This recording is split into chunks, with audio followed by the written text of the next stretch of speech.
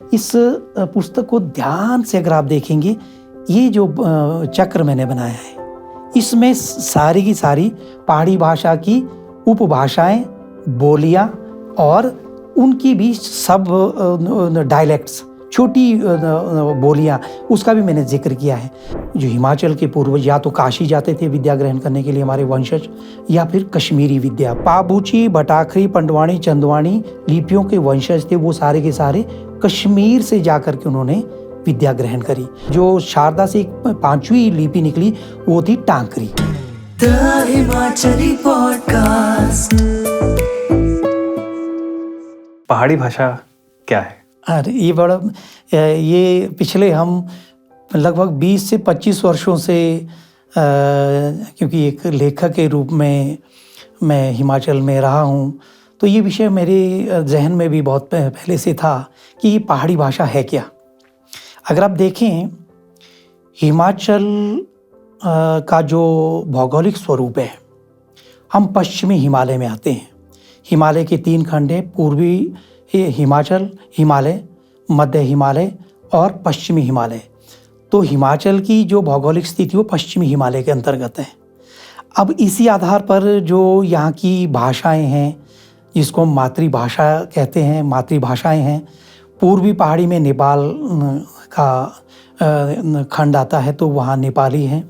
फिर मध्य जो हिमालय क्षेत्र है वहाँ पर उत्तर प्रदेश से लेकर के उत्तराखंड तक की जो भाग है वहाँ की अपनी भाषाएं हैं, उपभाषाएं हैं। परंतु पश्चिमी पहाड़ी में अगर आप देखें, ग्रियर्सन ने सबसे पहले इसका डायलेक्ट, जो हमारा भाषा वैज्ञानिक अध्ययन जो किया था, ग्रियर्सन ने किया था, उन्होंने इसको 3 भागों में रखा।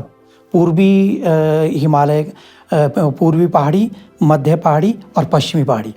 पश्चिमी पहाड़ी में एक तो कश्मीरी हो गई, उसके बाद डोगरी हो गई। अब हिमाचल तो पंजाब में के अंतर्गत था, राइट।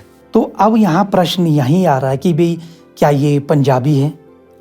परंतु डॉक्टर यशवंत सिंह परमार ने पहाड़, पहाड़ी जन और पहाड़ी भाषा, इन 3 मूलभूत सिद्धांतों के अनुरूप जब हिमाचल का गठन हुआ, उसमें पहाड़ी भाषा भी एक मूल सिद्धांत था कि हमारी भाषा अलग है, हमारी बोलियां अलग है, हमारा परिवेश अलग है, भौगोलिक स्तर पर हमारी दृष्टि अलग है। तो इस आधार पर हिमाचल का गठन 15 अप्रैल 1948 को हुआ। पूर्ण राज्य तो हमें 25 जनवरी 1971 को मिला। परंतु ये कहानी इतिहास की है। परंतु पहाड़ी की दृष्टि से ग्रियर्सन ने तो कर दिया, उन्होंने भौगोलिक आधार पर पूर्वी पहाड़ी, मध्य पहाड़ी, पश्चिमी पहाड़ी। अगर आज की डेट में, क्योंकि 8वीं अनुसूची में हिमाचल की जो पहाड़ी भाषा है वो है नहीं है, 8वीं अनुसूची में नहीं, परंतु इसका अर्थ ये नहीं है कि भाषा है नहीं है, भाषा है।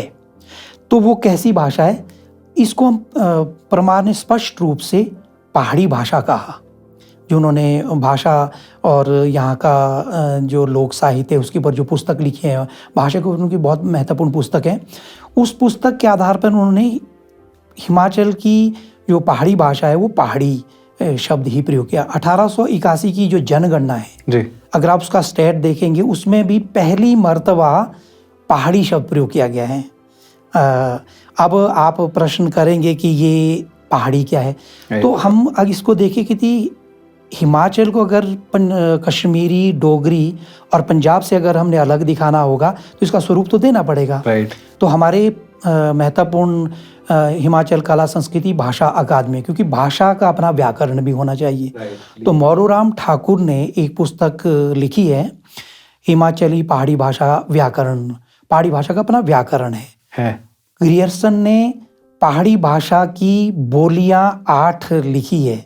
अगर आप उनकी ग्रियर्सन की जो क्या कहते हैं लिंग्विस्टिक सर्वे ऑफ इंडिया, अगर आप देखेंगे उसको ध्यान से समझेंगे तो उसमें 8 बोलियों की ही चर्चा करते हो। उसमें आपकी कांगड़ी और कहलूरी नहीं है। अच्छा। परंतु आपका मोरूराम ठाकुर ने कांगड़ी को भी और कहलूरी को भी भाषा वैज्ञानिक आधार पर उस 10 बोलियों में। अब ये है कि मैंने जब ये पुस्तक लिखी थी, अगर आप इसको ध्यान से इसका टाइटल शीर्षक देखें, हिमाचली पहाड़ी भाषा, यहीं पर ही सारा का सारा रहस्य हिमाचल के ऊपर रहा है। हम इसको हिमाचली भाषा भी कह सकते हैं, ये भी एक चर्चा का विषय है और सशक्त माध्यम है। ग्रियर्सन ने भाषा वैज्ञानिक आधार पर इसको स्थान दिया, परंतु भाषा वैज्ञानिक आधार पर अगर हम देखें तो हिमाचली एक भौगोलिक नाम है, उसको भी हमने इसमें डाला हिमाचली। राइट। और पहाड़ी भाषा से हम पंजाब से इसको अलग कर रहे हैं, डोगरी और कश्मीरी से इसको अलग कर दें, पश्चिमी हिमालय से अलग हो जाएगी ना, तो हिमाचल की अपनी आइडेंटिटी पहाड़ी भाषा है। 1881 की जो स्टैटिस्टिकल रिपोर्ट है, जनगणना है, उसमें पहाड़ी भाषा अधिकतर लोगों ने अपनी, इसमें मैंने दिया हुआ वो स्टैटिस्टिकल रिपोर्ट इसमें दी है, उसमें पहाड़ी शब्द ही है, चाहे वो चंबाड़ी है, चाहे कांगड़ी है, चाहे कहलूरी है, चाहे महासुई है, चाहे सिरमौरी है, चाहे वो किन्नौरी है, चाहे जितनी भी हमारी ये उपभाषाएं हैं, इनका समष्टि रूप पहाड़ी ही रखा हुआ है। Okay. तो जब ये पुस्तक मैं लिख रहा था उदय जी, मैं आपसे चर्चा करूं, तो इसमें ये सारी बातें थी, सारी रिपोर्ट हमारे जिन भाषा वैज्ञानिकों ने इसके ऊपर काम किया, भाषा वैज्ञानिकों के बहुत बड़े बड़े ग्रंथ मैंने पढ़े, तो मेरा निष्कर्ष ये निकलता है कि व्यष्टि रूप में हिमाचली पहाड़ी भाषा अपने आप में एक पूर्ण नाम है। तो ये जो विषय जो हमारे संवाद में आ रहा है कि हिमाचली पहाड़ी भाषा, ये जो शीर्षक है अपने आप में ये भाषा वैज्ञानिक आधार पर पूर्ण है, परंतु अगर आप देखें 8वीं अनुसूची में तो पहाड़ी भाषा है नहीं है। अगर 8वीं अनुसूची में पहाड़ी भाषा नहीं है तो हमको पहाड़ी भाषा 8वीं अनुसूची के लिए अगर ले जानी होगी तो उसके लिए एक तो इसका समष्टि रूप चाहिए, तो हिमाचली पहाड़ी भाषा अपने आप में संपूर्ण है। भौगोलिक भी हो गया, भौगोलिक हिमाचली भी हो जाएगा और इसका भाषा वैज्ञानिक जो पहाड़ी भाषा है वो भी इसमें अपने आप में पूर्ण हो जाएगा।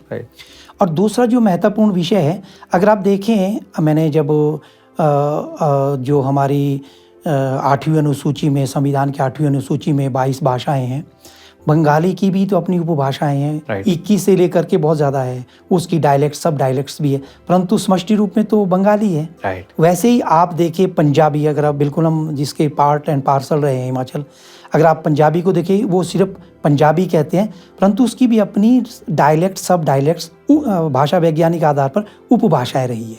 तो हिमाचल में भी अगर 10 हमारी उपभाषाएं या बोलियां हैं, अपने आप में कंप्लीट है, ये भी अपने आप में पूर्ण है ये भाषा वैज्ञानिक आधार पर, परंतु समष्टि रूप में हम हिमाचली पहाड़ी कहेंगे इसको। और अगर कांगड़ा का व्यक्ति कांगड़ी में लिख रहा है, चंबा का व्यक्ति चंबियाड़ी में लिख रहा है, या उसकी छोटी उपभाषा में लिख रहा है, तो उसका व्यष्टि रूप हो गया, समष्टि रूप में वो हिमाचली पहाड़ी भाषा हो जाएगी।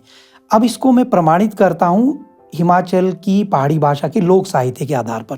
पहाड़ी हर भाषा का अपना समृद्ध लोक साहित्य होना चाहिए, तब आप 8वीं अनुसूची में अपनी बात कर सकते हैं। हिमाचल का समृद्ध लोक साहित्य के 5 विधाएं होती है: गीत, कथा, गाथा, लोक नाट्य, लोक सुभाषित। युगों युगों से हिमाचल का जन जो है गीत गाता है, समृद्ध लोक साहित्य है। गाथाएं, बहुत सारी ऐसी गाथाएं हैं जिसने हिमाचल को अलग पहचान दी है। हमारे कथा साहित्य अगर देखें, पहाड़ी का अपना समृद्ध कथा साहित्य है। लोक नाट्य देखें आप, चाहे बांटड़ा, भगत, धाजा, जो भी आप विधा देखें, समृद्ध है और इसके ऊपर बड़ा काम भी हुआ है। उसके बाद लोक सुभाषित, आज भी हमारी दादी नानी घर में, गांव में लोक सुभाषितों का प्रयोग करते, लोकोक्तियाँ, मुहावरों का प्रयोग करते, अपने आप में लोक समृद्ध लोक साहित्य। ये हमारा लोक साहित्य ओरल फॉर्म में था, जिसको श्रौत परंपरा कहते हैं, परंतु आज ये भाषा विभाग और अकादमी ने इतना महत्वपूर्ण कार्य किया है हिमाचल प्रदेश सरकार के अंतर्गत। इनकी बहुत सारी जो भाषा विभाग ने और हमारी जो भाषा अकादमी है, इनके जो श्रौत परंपरागत गीत, कथा, गाथा, लोक नाट्य, लोक सुभाषित, उसको किताबों के रूप में भी प्रकाशित किया है और उसको रिकॉर्ड भी किया है। तो मैंने भी बहुत सारी लोक गाथाओं इसके ऊपर कार्य किया है, बहुत पहले से कर रहा हूँ। परंतु इसके अतिरिक्त, लोक साहित्य के अतिरिक्त भाषा वैज्ञानिक आधार पर भी हिमाचल के लोक साहित्यकारों ने या भाषाविदों ने बहुत अच्छे क्या कहते हैं शोध ग्रंथ लिखे हैं, किताबें छापी है, तो वो भी इसको समृद्ध करता है कि पहाड़ी भाषा का अपना लोक साहित्य भी। इसके अतिरिक्त जो अगला महत्वपूर्ण मेरा एक किताब मैंने और छापी है, वो है कि हमारे अभिलेख स्वतंत्रता से पूर्व के अभिलेख भी, चंबा के अभिलेख अधिकतर, मैंने लगभग इस पुस्तक में चंबा के अभिलेखों की बात की है जो पहाड़ी भाषा में चंबयाड़ी में है, और वो हिस्ट्री के सोर्स है, परंतु उनकी भाषा चंबयाड़ी बोली है। चंबयाड़ी बोली का मतलब उपभाषा, उपभाषा का मतलब चंबयाड़ी बोली उपभाषा, जो भाषा वैज्ञानिक के आधार पे पहाड़ी भाषा का व्यष्टि रूप है, समष्टि रूप में हिमाचली पहाड़ी। चंबयाड़ी की बात करूँ, अभिलेख बहुत सारे हैं जो हमारे ऐतिहासिक दृष्टि से। इसके बाद हिमाचल की जो पांडुलिपियाँ हैं, अगर आप देखें शारदा से निकली 5 लिपियाँ हिमाचल की स्वतंत्र लिपियाँ हैं।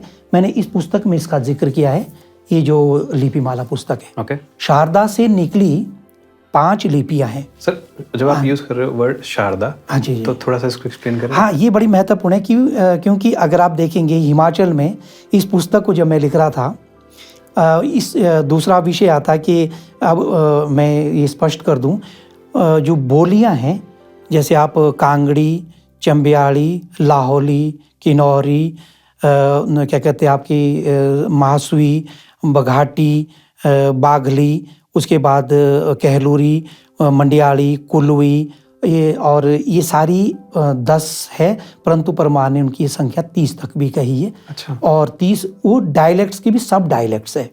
इस पुस्तक को ध्यान से अगर आप देखेंगे, ये जो चक्र मैंने बनाया है, इसमें सारी की सारी पहाड़ी भाषा की उपभाषाएं, बोलियां और उनकी भी सब डायलेक्ट्स, छोटी बोलियां, उसका भी मैंने जिक्र किया है।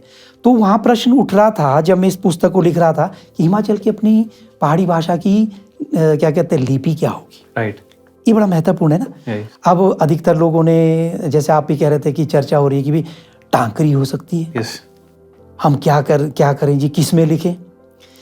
तो जो शारदा लिपि है, हमारे पूर्वज, जो हिमाचल के पूर्वज, या तो काशी जाते थे विद्या ग्रहण करने के लिए हमारे वंशज, या फिर कश्मीरी विद्या, हिमाचल में कश्मीरी विद्या है। तो यहाँ पे इस पुस्तक को जब मैंने शोध किया था, तो यहाँ पर पाबूची, भटाखरी, पंडवाणी, चंदवाणी लिपियों के वंशज थे, वो सारे के सारे कश्मीर से जाकर के उन्होंने विद्या ग्रहण करी। तो शारदा लिपि में था सारा, वेदों से लेकर के खगोल विद्या के बहुत बड़े ग्रंथ, जिसमें एस्ट्रोफिजिक्स है, एस्ट्रोनॉमी है, और कालगणना के सिद्धांत, और हमारे जितने भी वेदों के, उपनिषदों के ग्रंथ है, वो सारे के सारे शारदा में थे। वो सीखे, उन्होंने शारदा से लिपि सीखी। वहाँ से जो पाबूची लिपि है, वहाँ से जैसलमेर जाते हैं वहाँ के पूर्वज। जैसलमेर से राजकुमारी का विवाह सिरमौर में होता है, सिरमौर के राजकुमार के साथ। तो वो साथ आते हैं वहाँ के, वो कश्मीरी पंडित है जो जैसलमेर जाते हैं। इसमें मैंने उसका जिक्र किया है, पाबूची ब्राह्मणों की कश्मीर से हिमाचल यात्रा। तो वो आपके अपने साथ ग्रंथों को नहीं लाए साथ, उन्होंने उस लिपि में ग्रंथों को उन्होंने लिखा जो शारदा में थे, परंतु बाद में भौगोलिक आधार पे बदल गया, और वो उन्होंने वो पाबूची लिपि अपने आप में, जैसे खड़का है वो वहाँ का गुरुकुल है। उसके बाद जो जितने भी सिरमौर के छोटे छोटे गांव, वहाँ तक ये लिपि चली जाती है। तो जो उन्होंने पांडुलिपियाँ लिखी है, उनका मूल सिरमौरी है और भाषा सिरमौरी है, सिरमौरी उपभाषा या बोली है, परंतु हम समष्टि रूप में तो उसको हिमाचली पहाड़ी कहेंगे। फिर उसके बाद देखिए दूसरी चंदवाणी, पंडवाणी, ये भी गुरुकुल है। ये तीनों गुरुकुल शिमला में है, भटाखरी, पंडवाणी, चंदवाणी, ये शिमला जिला के हैं 3 गुरुकुल है। इनके पूर्वज भी कश्मीर से लाए। जैसे चंदवाणी लिपि जो है आज जिसको हम कहते हैं, ये तहसील चौपाल की लिपि है, वहाँ का गुरुकुल है बटेउड़ी गांव में। मैंने उसके ऊपर एक किताब लिखी है। तो परंतु वो शारदा लिपि में था, परंतु उन्होंने सारा उस वहाँ से वो ज्ञान ला करके अपनी भाषा मासुई में उसको लिपिबद्ध किया। तो वो धीरे धीरे बिगड़ करके शारदा लिपि चंदवाणी लिपि में बदल गई, पाबूची क्या कहते हैं, शारदा लिपि पाबूची में बदल गई, भटाखरी में बदल गई, भटाखरी से ही निकले कुछ शब्द है वो भी इंटरमिंगल्ड हो गए, और पंडवाणी लिपि में। ऐसी जो पांडुलिपियाँ वो पहाड़ी भाषा में जो समृद्ध करती है कि हिमाचल की अपनी ये पांडुलिपियाँ भी समृद्ध लोक साहित्य की वो संवर्धक है और पहाड़ी भाषा की समृद्ध स्रोत है। तो ये बात मैं आपसे कहना चाहता हूँ। आप कह रहे हो कि मूलतः पूरा सारा का सारा ये कश्मीर से ओरिजिनेटेड है। कश्मीर और फिर बाकी यहाँ के परिवेश में अपने आप जो भी गुरुकुल थे उसके आधार पे जो पांडुलिपियाँ लिखी गई। अभिलेख है तो उन्होंने चंबा के अभिलेख सबसे ज़्यादा प्रसिद्ध है हिस्ट्री में, तो उन्होंने चंबियाड़ी में लिखे हैं। वो शारदा में के मिलेंगे कुछ, या दूसरी क्या कहते हैं कुटिल लिपि में भी मिलेंगे, कुछ भोट लिपि में भी मिलेंगे ऐसे ही अभिलेख। परंतु उनकी भाषा हिमाचल की पहाड़ी भाषा ही है, चाहे वो उपभाषा चंबियाड़ी हो, चाहे वो सिरमौरी हो, चाहे वो मासवी हो, ये समृद्ध है हिमाचली पहाड़ी भाषा की।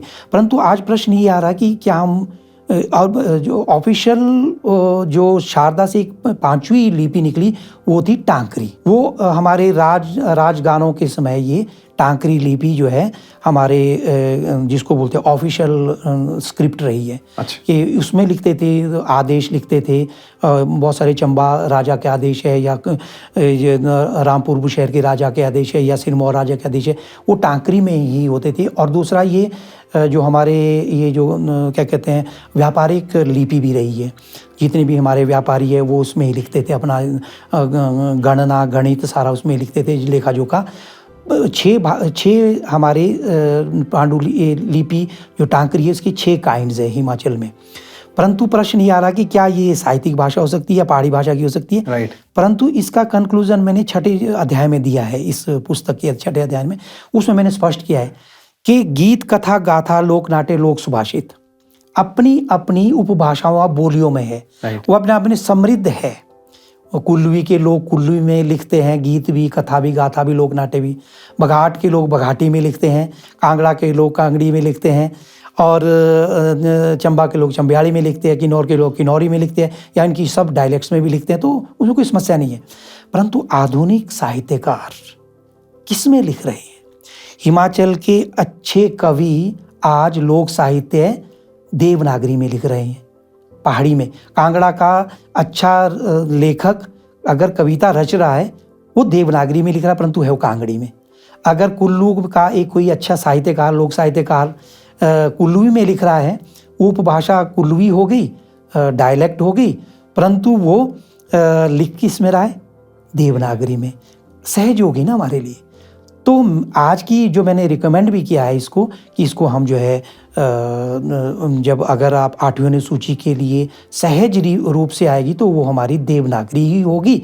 चाहे चंबा का व्यक्ति चंबियाड़ी में लिखे, किन्नौर का व्यक्ति किन्नौरी में लिखे, परंतु होगा वो गीत कथा गाथा लोक नाट्य लोक सुभाषित भी अगर कोई रच रहा है तो वो भी देवनागरी में।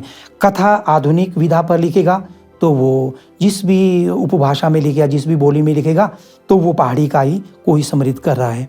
और इसके अतिरिक्त लोक नाट्य संवाद लिखो आप, किसी भी अगर कहलूरी में लिख रहा है कोई लोक नाट्य का संवाद कर रहा है, या मलयाली में लिख रहा है, तो वो करे, अपने आप में पूर्ण है।